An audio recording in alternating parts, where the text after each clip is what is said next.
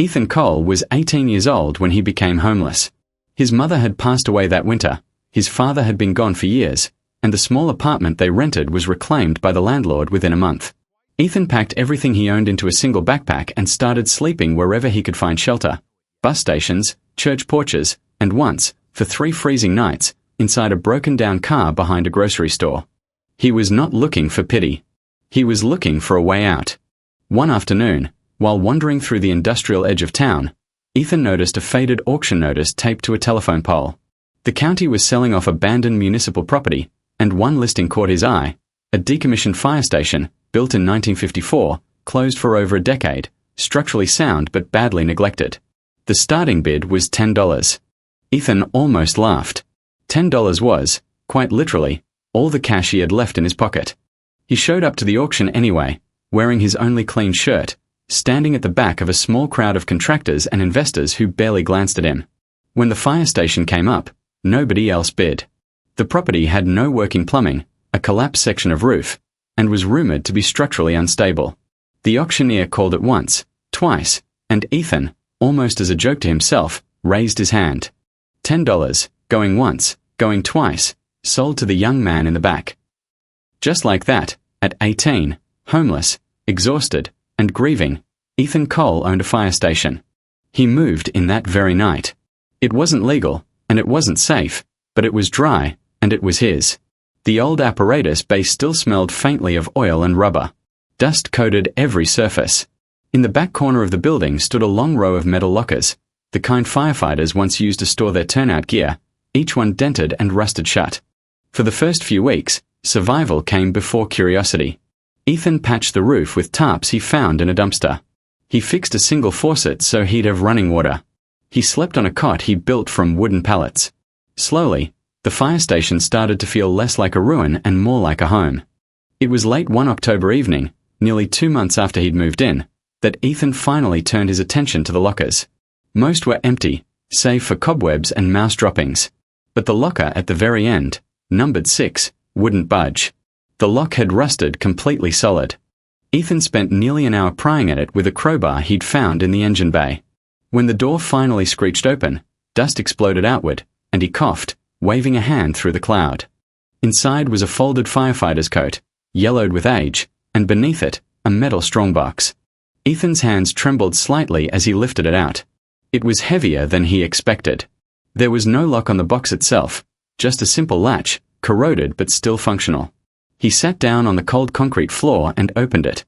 Inside were stacks of old documents, a leather-bound journal, and, wrapped carefully in cloth, a collection of silver coins, dated from the 1940s and 1950s. There was also an envelope, sealed, with a name written across the front, "For whoever finds this." Ethan opened the letter first. It was written by a man named Walter Higgins, a firefighter who had served at that very station for over 30 years. In the letter, Walter explained that he had no children and no living family, and that over the decades he had quietly set aside a portion of his earnings, some in cash, some converted into silver coins, as a kind of insurance policy against a world he didn't fully trust. He never spent it. He never told anyone. When the station closed and he retired, he left the box behind, hidden in his old locker, hoping that one day, if the building ever changed hands, someone who truly needed it would find it. "I don't know who you are," the letter read, "but if you're reading this, it means you found your way into a place that mattered to me. I hope it helps you the way this job helped me, by giving me something to hold on to when everything else felt uncertain."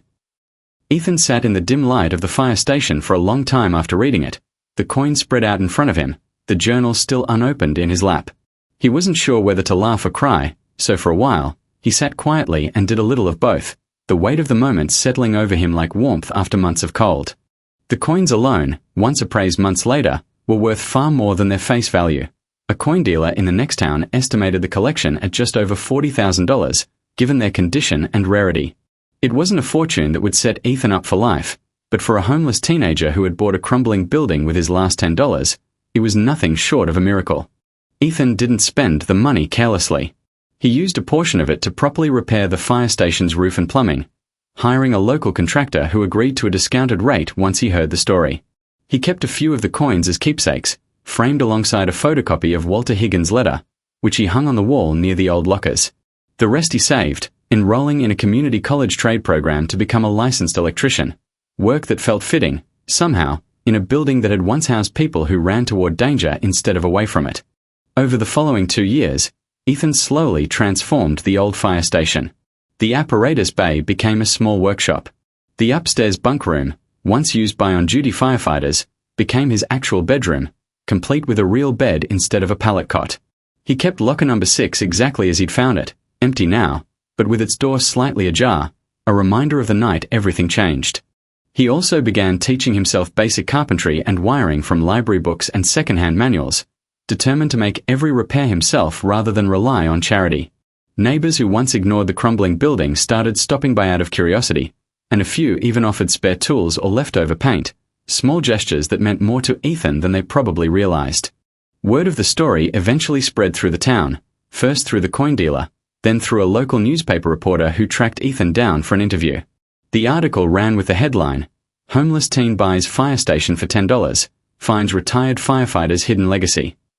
It caught the attention of people well beyond the county line, including, remarkably, a niece of Walter Higgins who had lost touch with her uncle decades earlier and had no idea he'd passed away years before, alone, with no family notified. Ethan met with her, showed her the letter, the journal, and the old firefighter's coat still folded in the locker. She cried reading her uncle's handwriting for the first time in over 20 years. In a quiet, unexpected way, the fire station brought together two strangers whose lives had been touched by the same man, decades apart. Ethan never forgot where he started. He still remembers the cold nights before the auction, the 10 crumpled dollars in his pocket, and the sound of the gavel confirming that the building, rust, cracked walls, and all, belonged to him. He remembers prying open that locker not expecting anything more than dust. Today, the old fire station still stands on the same corner it always has, no longer condemned, no longer abandoned.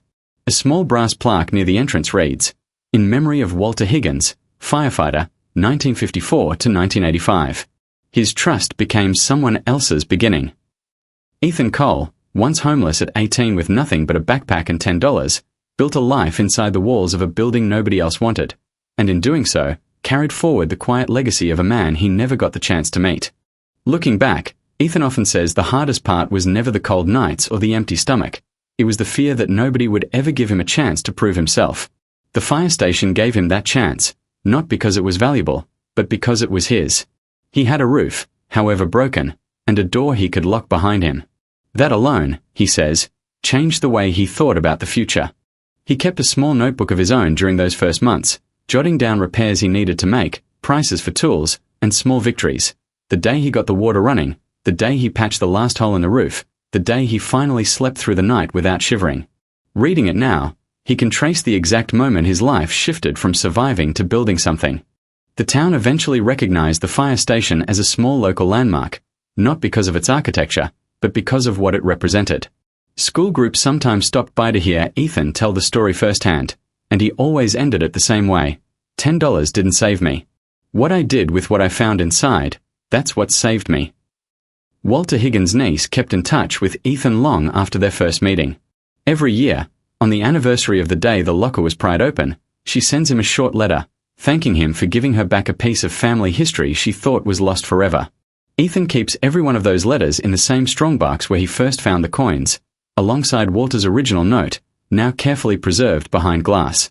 The rusted lockers are still there, lined against the back wall of what used to be the apparatus bay. Most visitors walk past them without a second glance. But Ethan always pauses at locker number 6, the door still slightly open, exactly as it was the night he found it.